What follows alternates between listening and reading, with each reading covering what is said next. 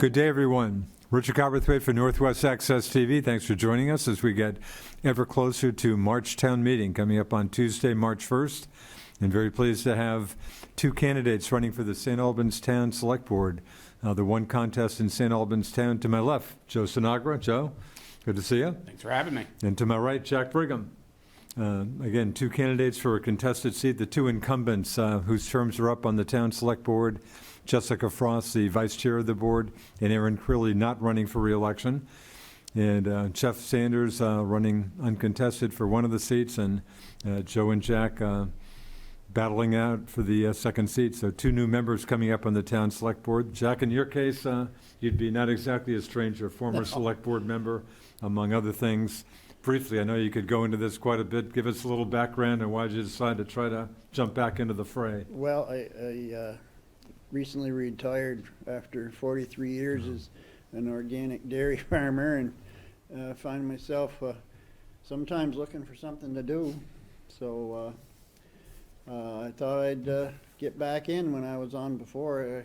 My schedule was pretty tight, and meetings were sometimes an issue, but now, and you know, I see a lot of things changing in the town, so you know, I kind of like to get back involved and see if I could help out.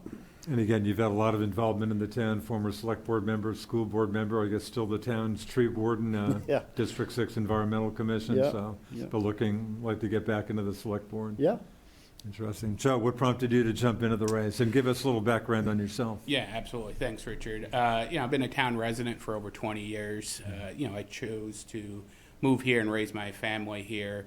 I've spent my entire adult life in some aspect of government, from a lobbyist in Montpelier. I served on the St Albans Rec Commission for a number of years, as former Justice of the Peace, and I felt some of my experience in government makes me qualified to serve on the select board. I helped write the septic regulations that took effect a number of years ago, and I worked my way through town government on a number of other facets. My wife and I own a small business in town, so I understand the challenges that businesses face.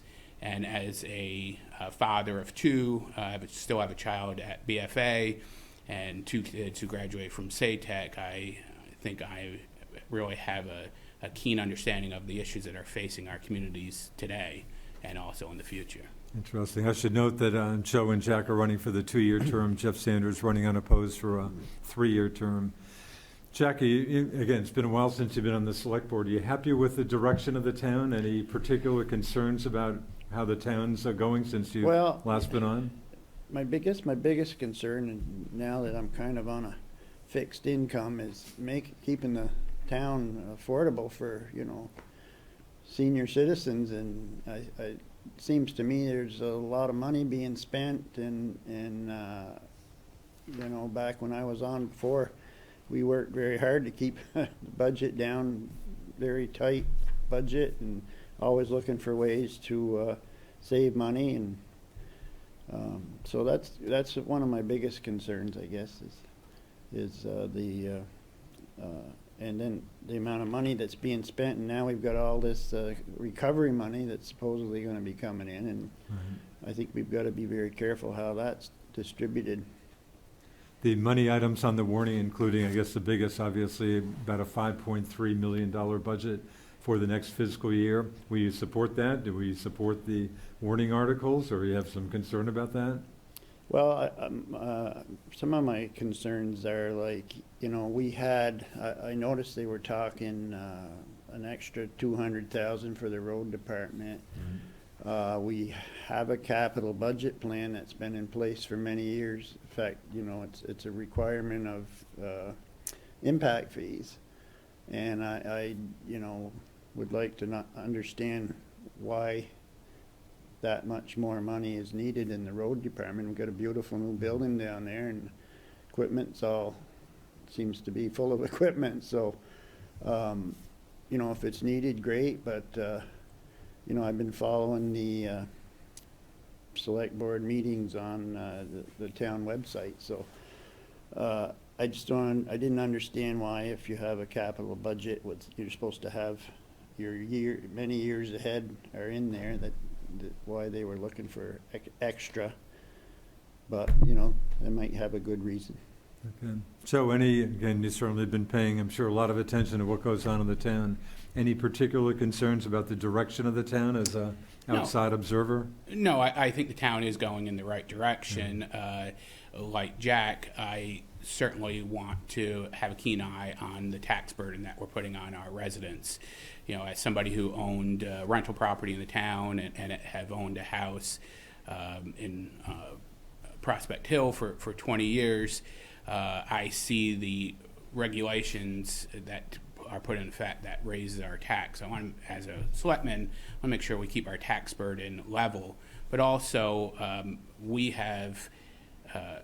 need to have responsible growth to occur in our community. We have a lot of ability to expand our tax base and expand tourism to our region by attracting new businesses or helping to expand other businesses. So this is one of my other focuses on the select board is responsible growth. By the same token, how can we use that growth to help our tax base grow and bring more people into our town, both tourists and residents? The new town hall, of course, that was voted decisively by town residents about a year ago. You're happy with that vote? Is that something you supported? Oh, absolutely. Yeah. You know, and the ballot initiatives on the budget.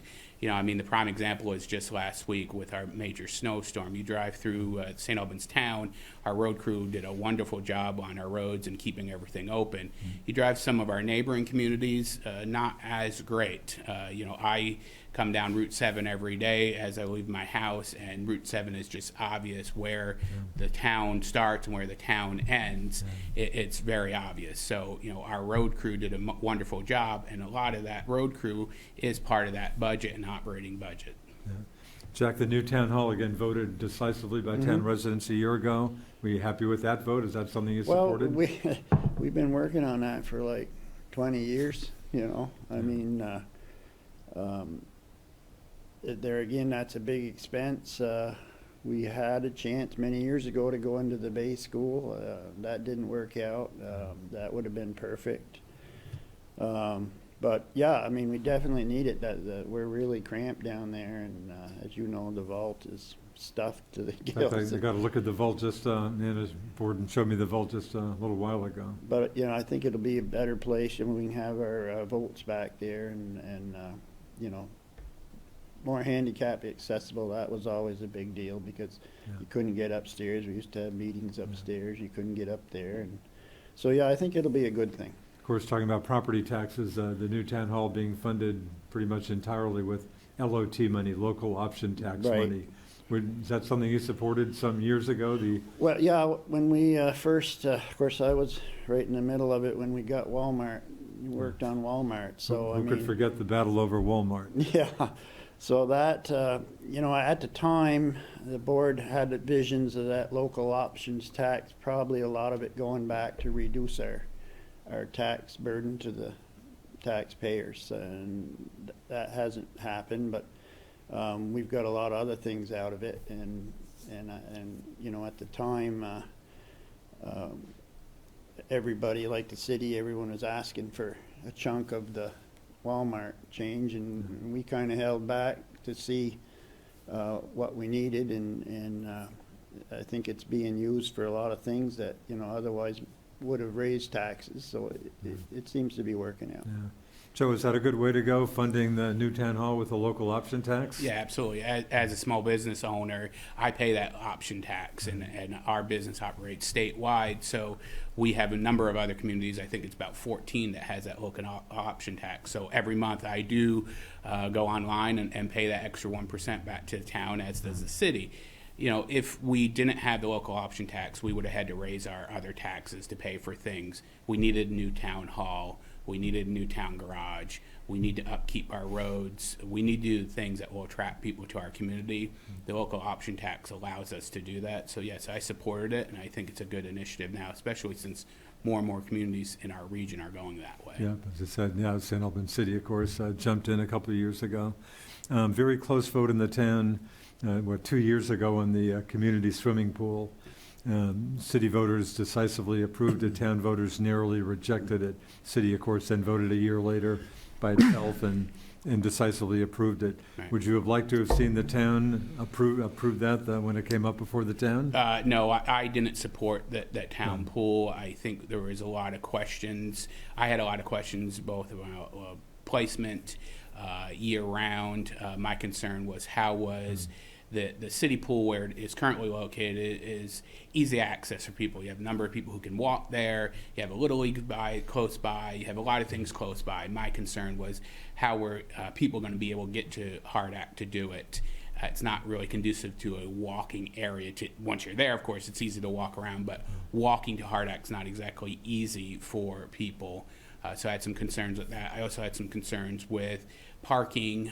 The stormwater permit is very specific around how much impervious surface can occur at Hardack. So I think when the pool, and if the pool is successful, we may have some challenges with our permits, or they may have some challenges with their permits for parking.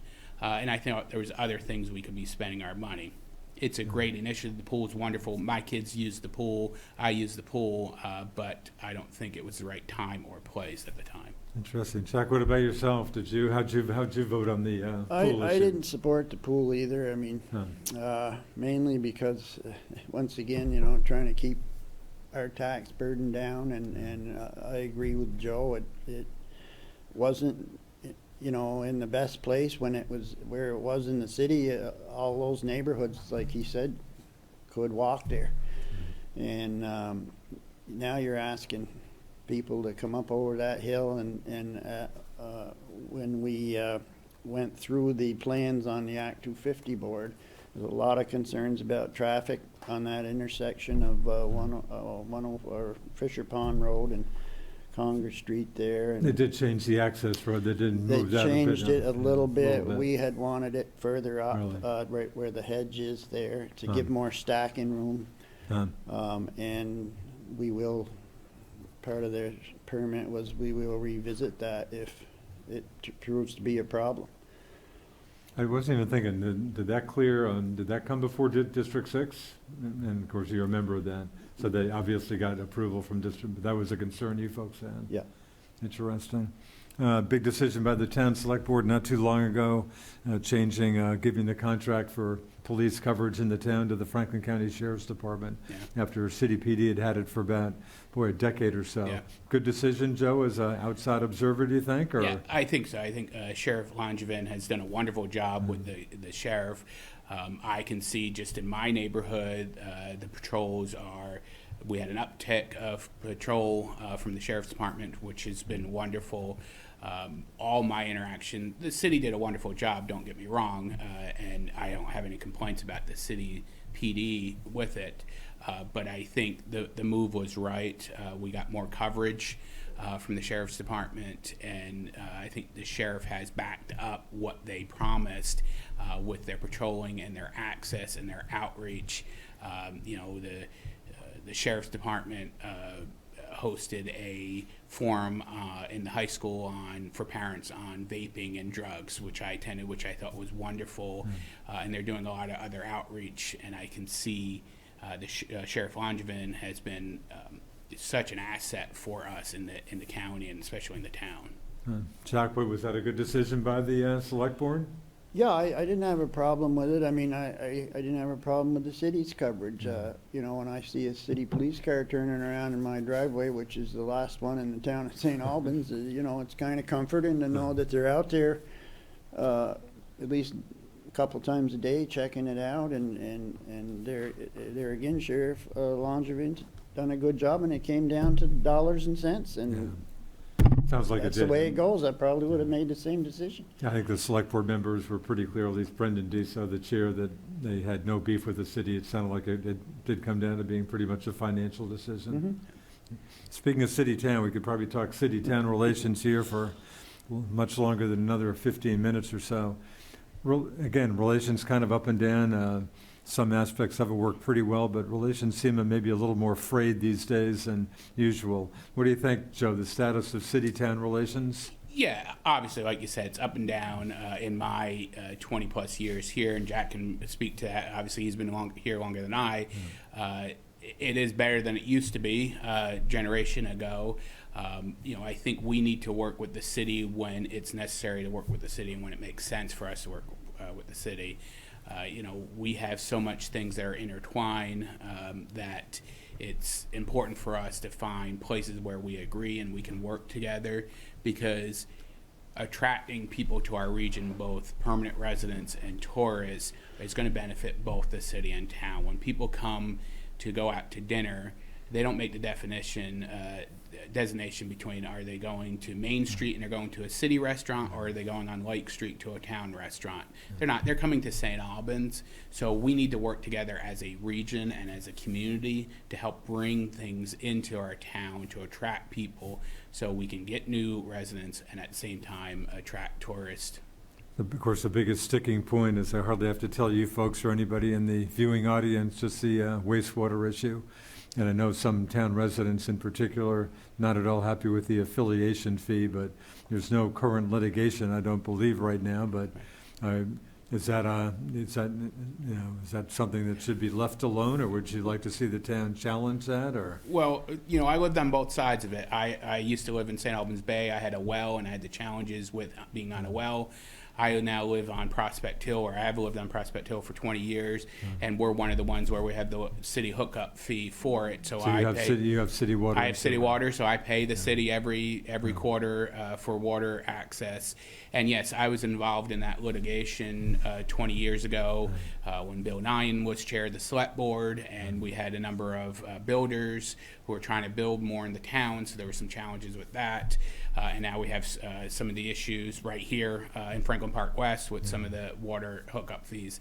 It's a delicate subject. It's we need growth, and we have the land, and the city has the water. So this is one of the places where we need to work together to find a common ground, because we need additional water usage in the town, and the city wants the same thing, and I think it can be beneficial for all of us. So as a selectman, I'm coming in with no baggage to this relationship. I am still considered a new guy in the town, being owned here for 22 years.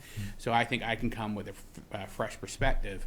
And a number of people from the city, Mayor Smith and a number of the city councilors I've been friends with or I coached with, be it at SASA or St. Albans Little League. So I have a long relationship. So I want to use that to go in and not start off on a municipal standfoot, but start off on that relationship from coaching our youth or working in Boy Scouts or other places. Jack, city-town relations, again, kind of up and down. You're no stranger to that issue, but No. What do you think? These days a little more frayed than usual, or not really? I don't really think it's any worse than it ever was. I mean, I was on, served in the last water sewer committee that we had, and we had a very good solution worked out at the time. A previous select board chose not to honor it, which kind of put us where we were. We've had, 2 or 3 several $100,000 lawsuits Boy, of I think wasted money. yeah. I mean, that. Yeah. I hate to think how much Oh, legal dear. fees must be. Wild. And I, like Joel said, I mean, I get along great, always did with Mayor Delorier back in the day, Marty Manahan and Tim Smith I know quite well, and I have no problem sitting down with them, whatever comes up, and working it out. As far as water and sewer goes, they own it. I guess we've tried to prove a number of times they don't, but and I'm on city water. I have 1.5 miles of city infrastructure crossing my farm diagonally.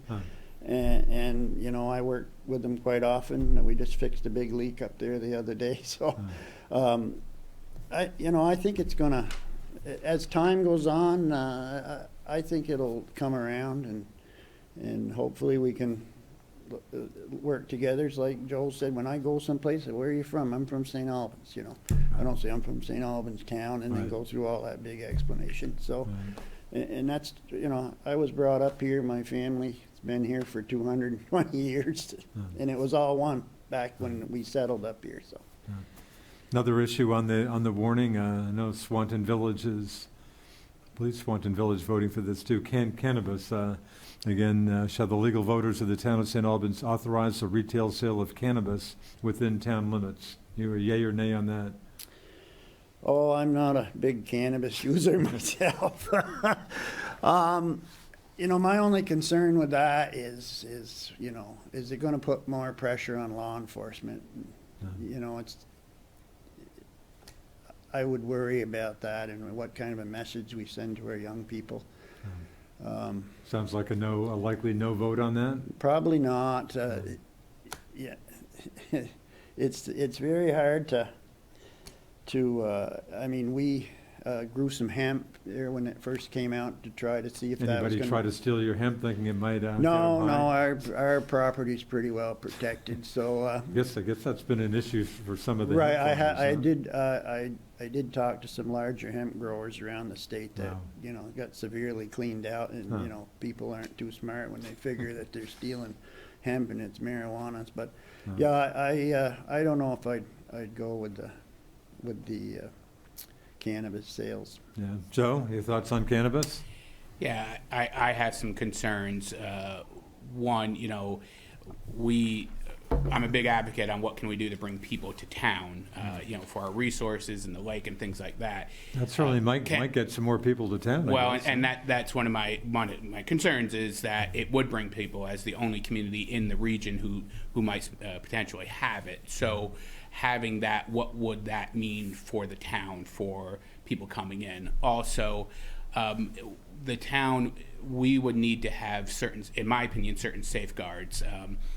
Maybe limit where it can be sold in proximity to schools. Certainly it needs to have some signage like it does now on certain CBD products. When you go into a convenience store, you can see often CBD products are behind the counter and there's clear signage for age requirements.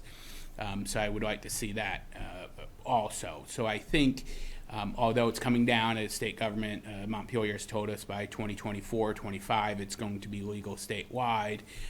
So this is just a matter of, do we do it now or do we do it in 25? And if we do it now, how are we going to do it in a manner to keep our kids safe, also to keep people who are coming to our town safe, and also our law enforcement, what burden is that going to put on it? And also, how is it going to impact, especially our high school, and the impact it's going to have both on our high school and on extracurricular activities, be it at Hardack or Collins Pearly. So it sounds like a likely no vote. Are you still pondering that? Still pondering it. I would say if town meeting day was today, after I voted for myself, I would probably vote no. Yeah. Another, also town voters being asked to approve an additional $10,000 to the St. Albans Museum. Is that something you're supporting, or? 100%. And actually, I might have even advocated for a bigger number than that.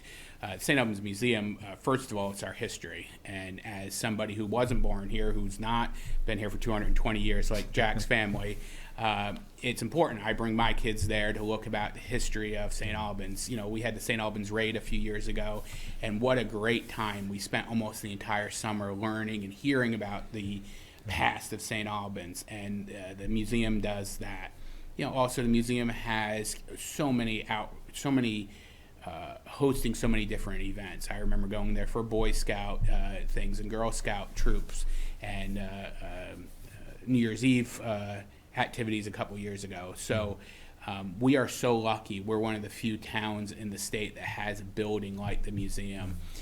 And if we don't continue to fund it today, we're going to lose it. And once we lose it, we're never going to get it back. So I'm a strong proponent of it, voting yes. And on the select board, when they discussed it, I might even advocated for a bigger number. Okay. Jack, that's going to be a yes vote? Is that, can you see? Yeah, another I would 10 support it. grand? I mean, I've been there a number of times. We have family that comes in from out of state and stuff, and we have in the agricultural section a number of our artifacts from our farm over the No, really? years that are on display in there, and I've donated stuff to it in the past, and it's a great place to go, and I've taken well, they're not kids anymore, but they've all been there, and you know, it's just everything that went on here from day one is basically there, and it's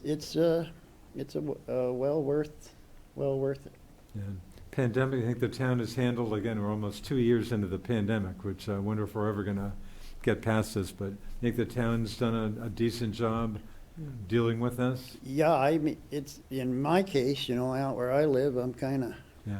out in the middle of nowhere anyway, so it hasn't been too hard for myself to isolate and stay out of people's way. But yeah, as far as, I think they've done well, and they've kept the town hall going, and things have worked out quite well. I think they've done a responsible job. So quick comment on that. I think it's Yeah, a I tough think situation for everybody. It's a pandemic has been terrible on all of us. You know, we've all been impacted in different ways. You know, I unfortunately lost my father to the disease, so Really? Wow. you know, I understand the challenges. You know, the town has done a great job with access to broadband. So when we were on lockdown early on, we still had it. You know, our schools were phenomenal. Unfortunately, I had an 8th grader and a 12th grader when the pandemic hit. So we lost both graduations. And I have to say, the entire community stepped up and really made the kids feel important. And we were able to have, you know, my son didn't have a traditional BFA graduation, but they still made it special. My daughter transitioning from SATEC to BFA wasn't the traditional way, but the town and the city really stepped up, and the community as a whole. And that goes back to the relationship. When the chips were down, we weren't from the town or the city. We stepped up and we made everyone feel welcome and really helped to make the community so strong. Down to a couple minutes. Again, just quickly, mail-in ballots, is that St. Albans Town's the only Franklin County community I'm aware of that is sending ballots out to town residents. Was that a good decision? I think it's a wonderful decision. Yeah. It increased our voter turnout by almost 50%, almost doubled our turnout. It allows people also, some of these ballot issues, you know, Jack and I are very involved and we're passionate about the town.